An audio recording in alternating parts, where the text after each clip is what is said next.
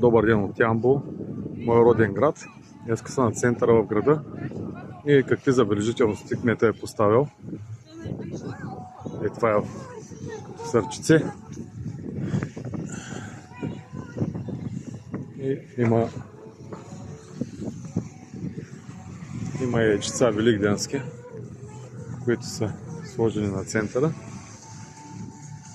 Не знам в другите градове как е, но интересно е.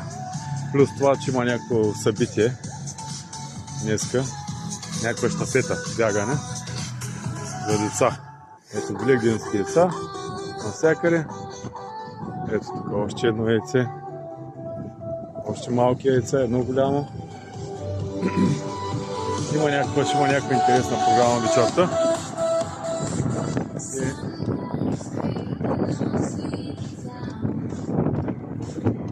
Ето ги последните яйца там. Това е. Мисля, че долу-горе добре украсил център на града кмета. Браво за което. Чао, чао и приятен ден от мен.